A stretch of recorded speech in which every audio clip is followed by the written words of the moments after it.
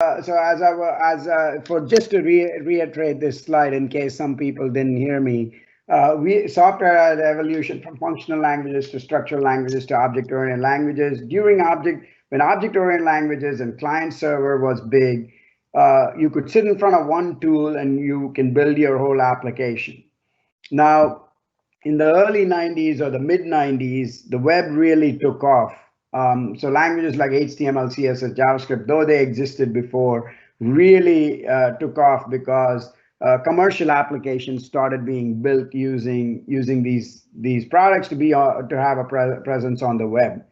All of a sudden, what happened was you now needed to know 5 languages to really build a well-designed application. So you needed HTML, CSS, and JavaScript for the UI. You still needed, languages like Java or C# in the back end. And then obviously the database language, which if you talk about relational, it's SQL. So now the productivity had to actually morph.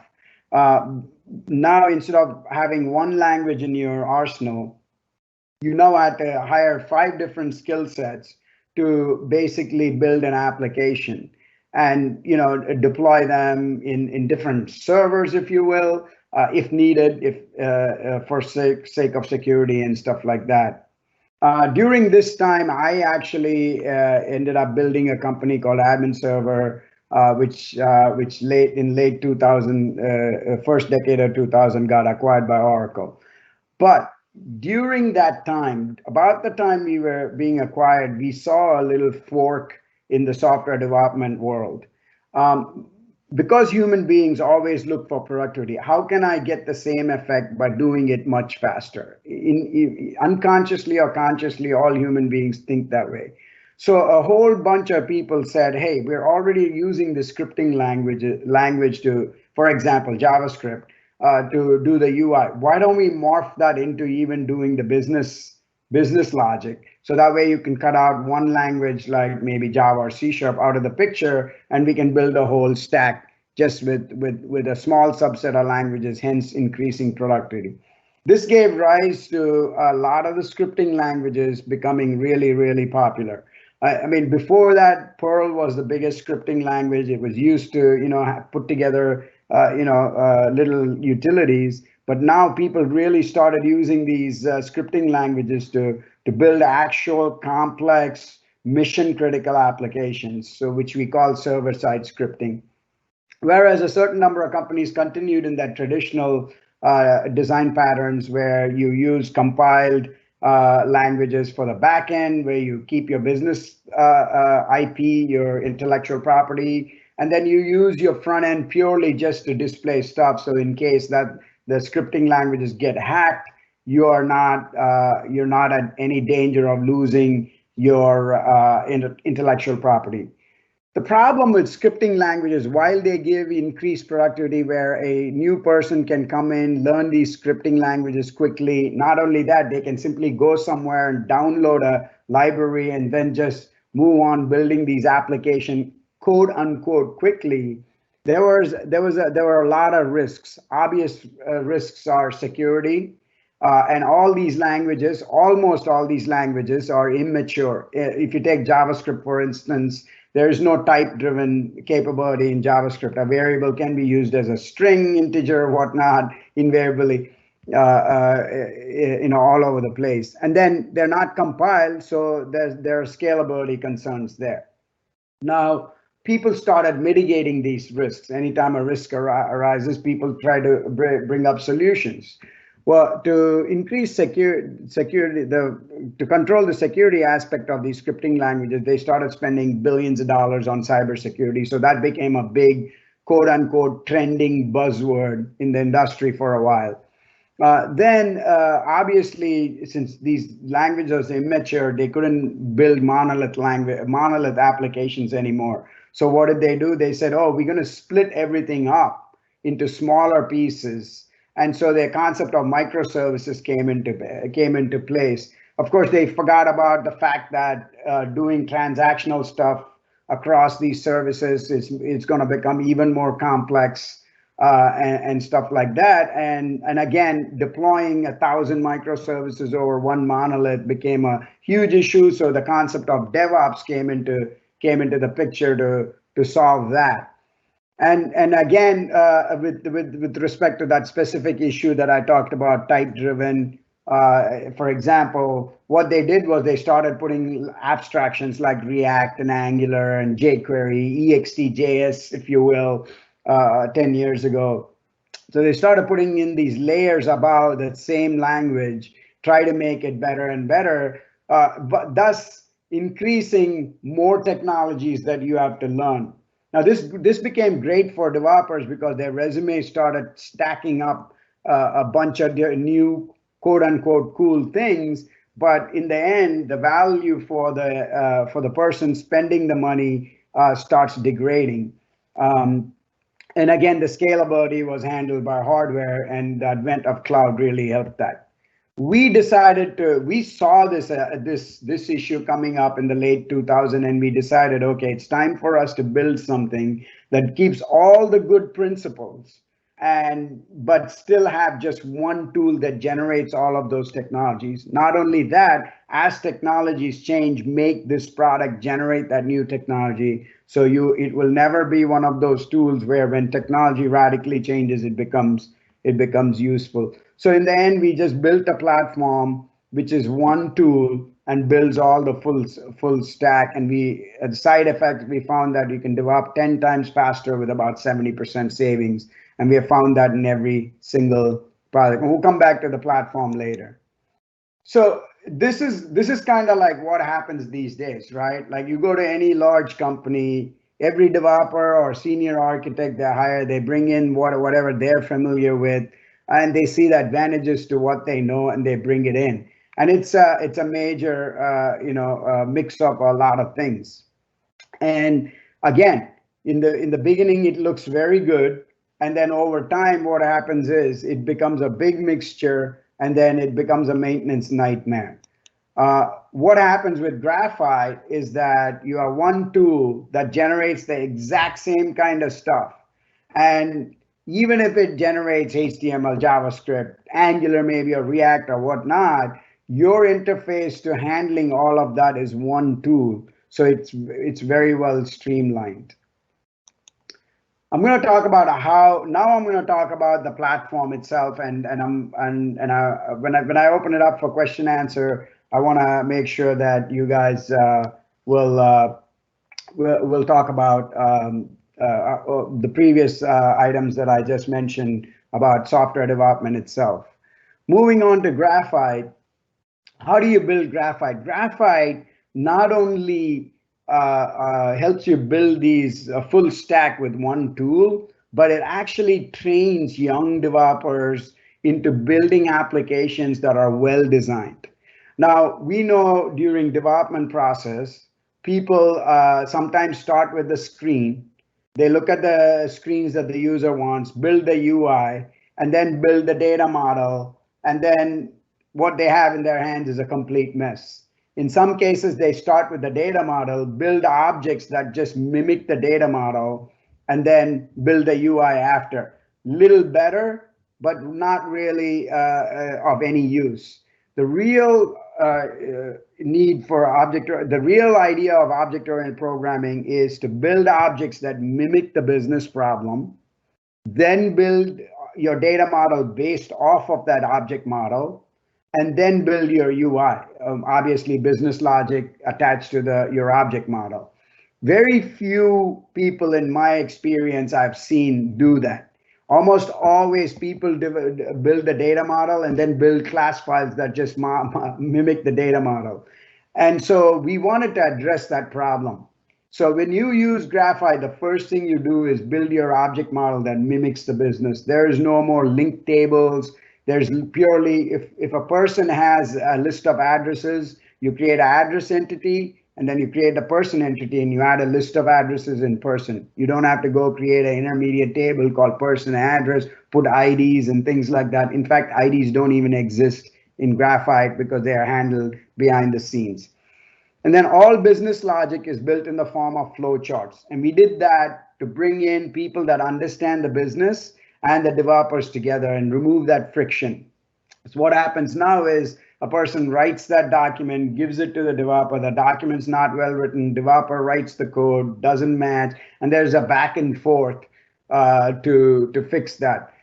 What we said was everybody understands flowcharts. So if you simply give the developer the capability to do any written code in the form of flowcharts, then you can have the capability of having a business user sit with them to go through an issue that they're facing and fix it. And you will see when I show you the application that it is really that simple. And then the UI. So we decided to build a UI capability where you have the complete freedom to build any UI components, but once the senior architect or the senior developer in a team sets the standard for what the theme should be, what the language, multiple languages capability is, and what the components that should be used are, or the widgets that should be used, all developers in the team kind of stay in that paradigm, thus giving the end user a uniform look and feel for the application that's being built. So moving on, Graphite is just not a code generator. Out of the box, you get multi-language and multi-currency for free. We built a massive applications for a company in China, and it took us less than half hour to put in all the to make the application ready in Chinese. So that's how quickly you can create a multi-language capability. Version control, so it connects to Azure DevOps, so you get all the features that you get in Azure DevOps in terms of the SDLC process, as well as check-in, check-out, branching, and things like that. There's a really cool debugger. In fact, it's great to see young developers use Graphite and learn the concepts of coding logic using this debugger. Instead of going line by line, it goes shape by shape. So it's literally, think of debugging a Visio flowchart. That's the kind of functionality you have with Graphite. Smart refactoring is, again, something that we saw in the academic circles when we first started the company, where a change done by a developer is simply checked in and everybody else breaks. We see that all the time. We wanted to address that. With Graphite, any modification you do, Graphite will immediately do a complete analysis of that whole project you're working on, tell you what it can automatically update and what has to be manually updated. And when you commit, it makes sure that you have done all those changes so no one else breaks. Service API, you can expose and consume both REST and SOAP services with Graphite. And one of the things that we really wanted to address is one big thing that proliferated the industry is REST services. Obviously, SOAP and REST have their own different advantages and disadvantages. For example, SOAP is well contracted, REST is not, whereas REST is super lightweight and fast. SOAP is a little bit more heavier. But the problem with REST is that there are millions of REST services out there in the world which are not documented. And even if they're documented and the REST service changes, nobody updates the documentation. The software community has been trying to solve this problem by introducing Swagger, which is now open API. And so what we did is, if you expose anything in Graphite or consume anything in Graphite, it'll be through open API. So if you go build a flowchart in Graphite and push a button to expose it as a REST service, it generates the Swagger documentation for you. If you go in and modify the REST service and change its inputs and outputs, let's say, and you recompile, that Swagger documentation is immediately updated. So you will never, ever be in a situation where your REST service and your documentation does not match. And that alone is a huge advantage of Graphite that handwritten code never can get us. And then Graphite also comes with a testing harness. Now, since it generates the code and it builds the application and deploys it, you really can use any of the testing applications and modules that you already have in place. But Graphite itself comes with a testing harness where you can test all the business logic even before the application goes into test. What we have found is that people the QA tends to get involved in the SDLC process much earlier than in traditional software development. Well, one of the biggest things that Graphite gives you is application level security. Any traditional, well-designed application, or the people that believe in writing applications that are solid, will know that security falls in two areas. One is infrastructure level security, and the other is application level security. When you take things, terminology like cross-session IP scripting and things like that, where you have to put stuff in your application to control ports, then you automatically know that you're doing something wrong. I've seen a lot of these security principles move from infrastructure level into applications. And that is a no-no, but people seem to completely ignore those very important principles. Having said that, application also should have good security principles. And those security principles can all be automated. But the problem is, since you're handwriting code, it's very difficult to automate them. And you got to make sure everybody in your team is following those principles. What Graphite does is, using Graphite, all of that stuff is automatically handled. When you're coding your flowcharts, you're building your entities, or you're building your web services, you don't really have to say, oh, here you go, I need to worry about SQL injection here. You will never be in that situation because you will never type any SQL while you're building applications. SQL will be generated. In fact, SQL will never be generated. It'll all be link expressions. So, auditing, for the sake of Sarbanes-Oxley, you got to make sure you have auditing. And some people develop tables which have auditing functionality, and some people forget. With Graphite, you don't have to worry about it. You never mention the concept of auditing when you're building your entities. Everything is generated behind the scenes.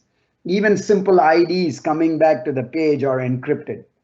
So you have absolute security. JavaScript and CSS is minified when you do a release build, and so on and so forth.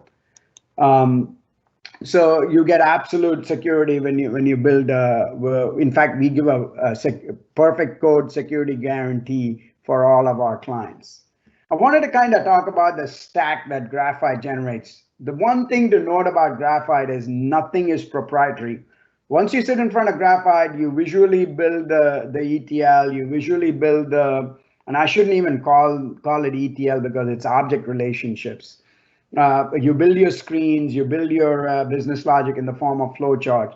Once you push build, everything after that is something that you are already used to. So once it takes that visual components and turns it into actual C# stack with HTML, CSS, JavaScript, and C# with the MVC pattern, it then uses industry standard or Microsoft standard technologies. It uses MS Build to compile it and create the binaries. It uses Web Deploy to deploy it to IIS. So you literally have, and it uses SQL Server, and obviously uses Entity Framework to convert objects to the data model. So again, there's no magic inside Graphite. All it is a nice, clean visual front end that brings in business users and developers together, and give developers way more control with respect to what you're doing, because you get to look at the code that's generated and critique it. So it keeps us honest to make sure that absolute perfect code is generated. And invariably, we actually see that developers actually learn real good ways to write code by looking at the generated code. We oftentimes see that. So that's kind of like, many people look at a tool like Graphite and go, wait a minute, am I leaving what I know and moving away to something else? You're really not. You're still involved with all of the things that you are dealing with. Now, if you don't want to deal with any of this, then you can stay right inside Graphite and build your applications, which we see. Young developers come in here, and almost always they build better applications than any handwritten code, which they quickly realize, and then they get the curiosity to go in and start looking at what has been generated and really understand those concepts the right way. Graphite again has it can deploy to any cloud, but if it deploys to Azure, it can really use all the power of platform as a service using Azure App Service and Azure SQL. And with that, I'm going to jump into showing the platform. So what I want to do is I want to show an application, an extremely complex application that we built. It was for FEMA. For people that are not in the US, FEMA stands for Federal Emergency Management Agency. It's the US government agency that takes care of massive floods and things like that to go and provide support there. They provide flood insurance for homeowners. And this is a document that they gave us 600 pages worth of requirements documents. But if you go to page 83, about 20 pages actually is one single calculation. It's one calculation to calculate the premium for the homeowner. When I show you the product, I'm going to show you a screen that takes in all the inputs and calculates that premium. And then I'm going to jump into the platform and actually show you how we turn that calculations into an actual development project. So if we go into, this is the applications, as you can see, National Flood Insurance Program. I'm going to log in as an agent. This application was built to handle new business, which is where an agent enters an application when they're sitting at a homeowner's house. Then it goes to the underwriter, so the underwriter can sell that, can actually approve that policy. Then it goes to customer service rep to handle all the day-to-day functionality of the policy and so on and so forth. Obviously, you saw a little bit of lag there. That was because I'm running it locally on my machine and I didn't have app warm up running. So here's one of the screens. One thing about Graphite is as you design these screens, if you decide to if you decide to have RWD, it automatically takes care of for you. You don't have to worry about as you drag and drop Graphite elements, it makes sure that RWD compliance automatically happens. Another huge benefit for developers to increase productivity. Here, I'm going to go into this get quote screen and I'm going to kind of enter test rates that I had put in. So I'll quickly choose some stuff and push calculate because we're going to see the code behind this quote button. Let's just quickly go through this. Put some date here. The house was built in 1975. I want an insurance for $60,000 and $10,000 for content. I push quote. And it basically calculates that quote 7 times. So 1, 2, 3, 4, 5, 6, 7. So you can see those 20 pages worth of calculations almost instantaneous. So performance is another huge thing. And of course, when they push apply, they'll go to a screen where they enter the details and stuff like that, which I won't bore you. So now I'm going to actually close Graphite. Let's just jump into the product and actually look and see how we created that. So double click on Graphite. It opens up the last project that I've been working on, which happens to be the same project because earlier this morning I went in and I did a build to deploy it on my local machine. So if you see the look and feel, it doesn't look like any other IDE. It looks completely different. The problem we see with people that build new IDEs, they are chained by the previous IDEs and they think everybody needs to have the same IDE. We wanted to look at it differently. We want to say, we're going to build an IDE that's going to be the future. We want to build an IDE that brings in more people into this development life cycle that a company goes through. And so we looked around the academic world on where there's research related to it. And MIT had serious research in this area. And the term they used to call it at that time when we began the company was called domain-driven design. So we took that. It made absolute sense and we decided to take that. So what you see here is these blue boxes are the different domains within your project. So if you take application, these are all the objects in your project that relate to the application, the insurance application for buying flood insurance. So if you go into the application object itself, this is an object. So think of this as a class file for developers on this presentation. You'll see there are no IDs and stuff like that. What happens is this becomes a class file when it gets generated. Then this then uses Entity Framework migrations to actually create the database table, which I can show you guys in a few minutes. So these applications then have behaviors. So these are the public methods inside that particular class file. What is really cool about Graphite for senior developers is they can very quickly do code reviews. For example, when I come into a class file and I see like 30 properties here, I immediately know the developer didn't do the right work to do proper design. So I will ask them to go change it to see how to make that size of that entity smaller by grouping things that relate to each other. So very easily you can do your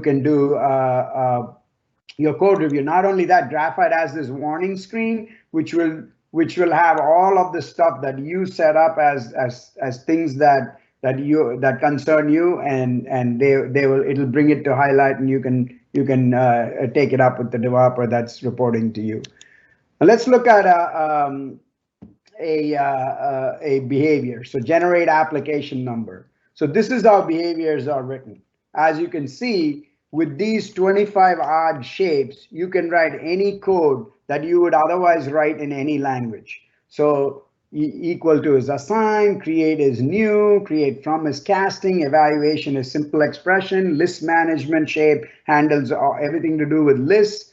This diamond shape is the if statement. This dotted line is a loop. So as we all know, logic is logic, right? So if you can write logic in C#, you can write the same logic as in Java and same logic in C or whatnot. It's just that the syntax changes. So think of the syntax as a shape, and when you double click on the shape, here's where I'm initializing an integer to 10. Here I'm initializing another integer, but I wanted to show you a if statement. Here's an if statement, checks if raw application number is less than character limit. So it's literally code. So with these 25 shapes, you can literally do anything you need for a business application. And notice I said business application. One of the biggest things that we often find when we are dealing with companies that are struggling with applications is, in a business application, a developer goes in and puts a lot of systems applications level complexity. Software applications are divided into two groups, right? Application programming and systems programming. Now, you take something like bit arithmetic. There is no reason to use bit arithmetic in application software, but developers who have learned it somewhere will always introduce that and then end up finding there's huge maintenance nightmares 3-4 years from the time they built the application. So what we have done is we have restricted these shapes to really make sure that only constructs that you should use in application programming are needed. Now, let's say someone says, oh my God, Chris, then this thing, I can't use this. I've built 80% of my application, but this library I'm using needs bit arithmetic. What do I do? Graphite actually gives you a way to call external DLL. So you can write any code that you want that you believe that Graphite cannot do, which we rarely find. In fact, we probably found it once throughout the last 10 years of clients. It was resizing an image. In that case, we went outside in Visual Studio. We built a class file which exposed a behavior called resize image, which took in a string and the width and the height and returned the base64 for the resized image. And in Graphite, we simply connected to the DLL. We saw the method it exposed, gave the method a name, and then came back to the flowchart. And there's run external process shape. We use that and we call that and we're done. So what I mean by that is you will never be in a situation with graphite where you will say, I've done 80%, for this other 80%, graphite shapes are not letting me do it. You will always be able to write code outside and then call it from within graphite. So let's come back to seeing what's behind the quote button. So let's say you're good with graphite, but this application, you're a new developer in this application, and someone's telling you to go figure out stuff behind the quote button. This is how easily I get to the code behind that quote button. I copy the HTML file name, I paste it in the search. It shows me all the components that have that word. Here I can see from the logo that it's a screen. I double click on it, and this is how you build your widgets. So here are all your widgets in Graphite. Graphite comes up with about 200 widgets, but guess what? You can build your own widgets. So if you found something cool on the internet that you want on your web page, within minutes you can bring it in as a icon here and then drag and drop it, and you will be able to put it on any screen. So here is your palette where you drag and drop this hierarchically, and Graphite decides how to visually show that. So the reason why we did it instead of WYSIWYG is to give the senior developers control over what their team is doing. So you don't have a rogue developer that goes in and changes button colors for all his screens to orange instead of blue, as you may have decided. Having said that, Graphite gives you a capability to control multi-theming. So almost all of our application looks different from each other, and you can build your own themes. There's CSS behind it. You create your theme. You make sure each one of these falls into that theme, and now your team is following that same theme throughout your application. So anyway, coming back to this, to find out what happens behind the quote, I push the control button, I click on it, I see the properties of the quote button, and on the on click, I actually see the quote button here. And this is the flow chart that is literally doing what's behind the quote button. And inside here, I'm going to go into this flow chart, just like what I did right there was equivalent to right click, go to implementation. This flow chart is what calls 7 or 8 other flow charts, gets their results, adds all of them, and calculates the total premium due, which you actually see here. So if you go into some complex stuff, like let's go into determine rate and go to find rate table. So you can see like it just calls function after function. And the cool thing about Graphite is documentation. Let's take a look at this calculate rating flowchart, which is under NFIP insurance data entity, right? Anytime you see these 3 boxes in Graphite, if you click on it, it'll actually do something related to documentation. This diagram shows where all calculate rating is being called. As you will see, it's being called on click quote. See on click quote button.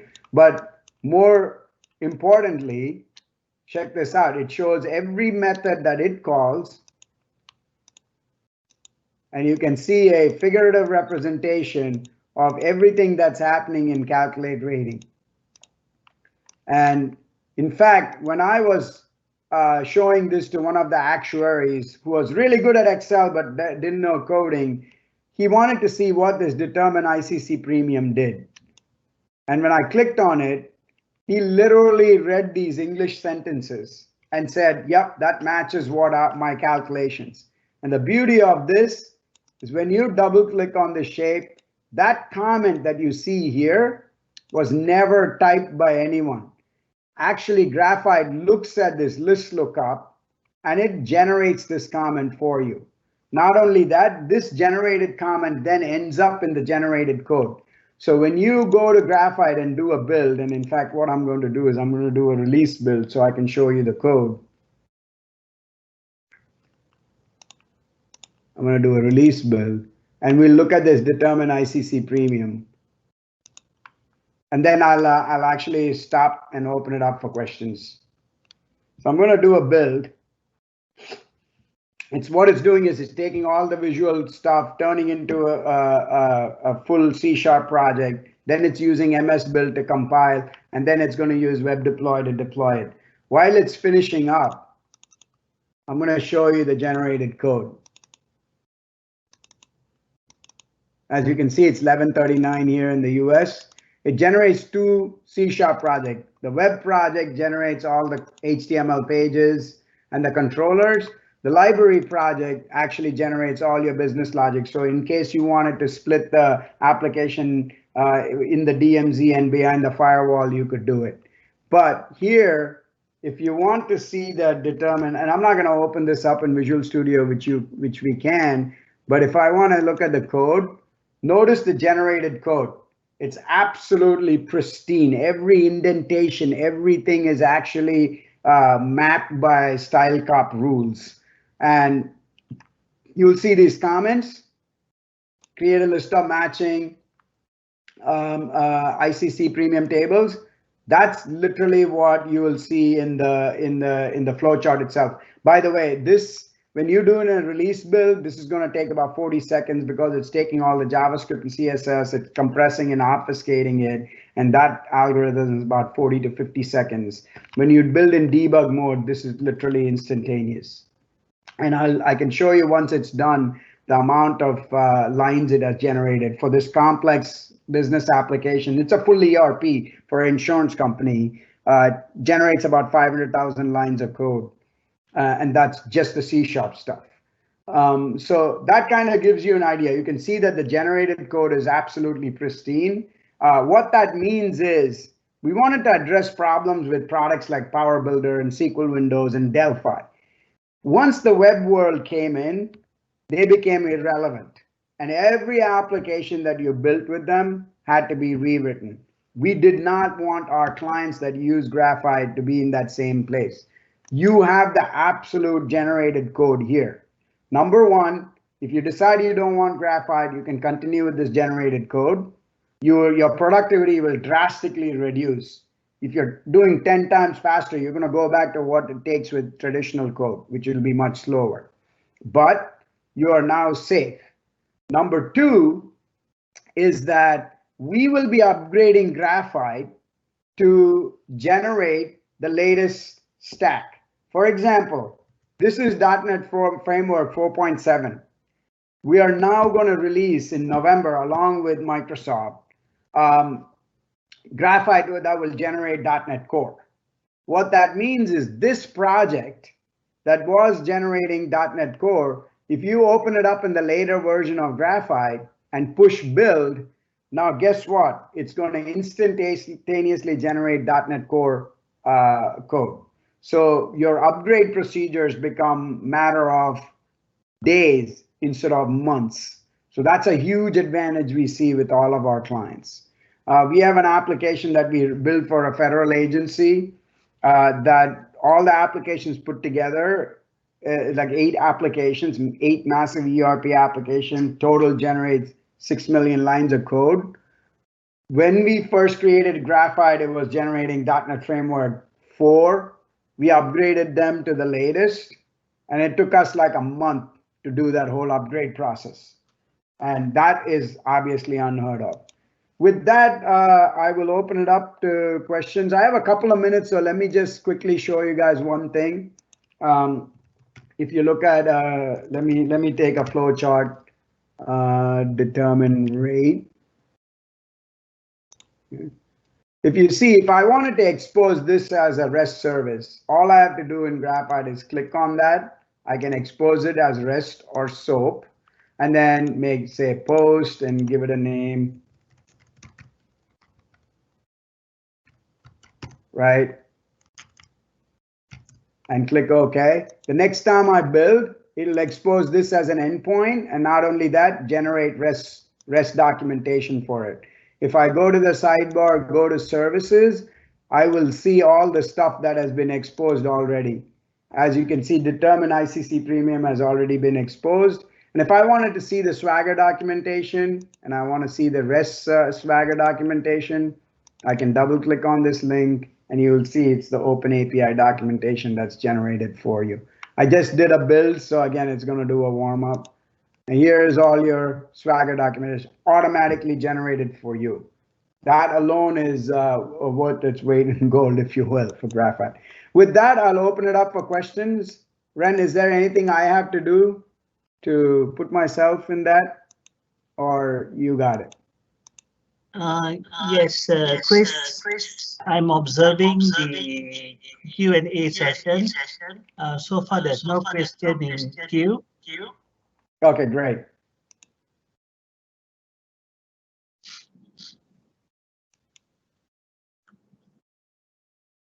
So probably you may want to continue with your demo while waiting for any questions to come. Okay. All right. Great. So what I'll do next is show how you can get graphite if you're interested in it. So if you go into the Graphite website, which is graphiteGTC.com, you'll learn quite a bit about graphite.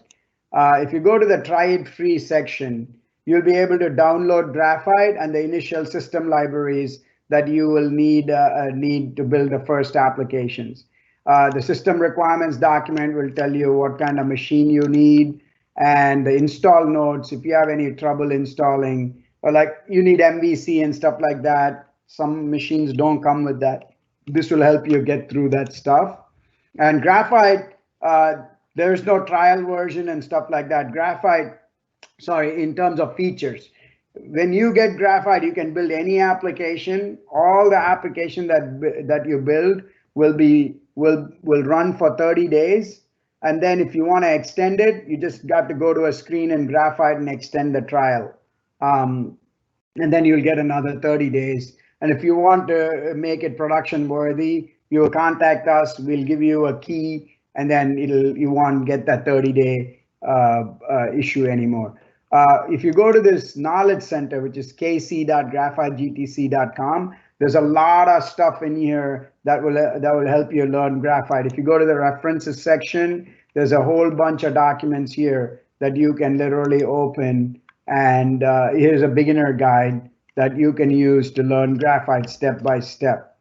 Not only that, we have, if you go back to the home screen, there are YouTube videos for graphite that will help you learn graphite by going through this playlist. You can learn how to use graphite. And then you have these other things. This section shows you what each shape does. And then you have the section that talks about all the widgets that are available in graphite. For example, if you look at button, you have, and these are stuff that come free with graphite. We have other libraries. For example, we have libraries that does maps. We have libraries that does payments, using Stripe, and so on and so forth. We're also in the process of building an app store where people can create graphite libraries, put it up there for consumption by the wider world, and so on and so forth.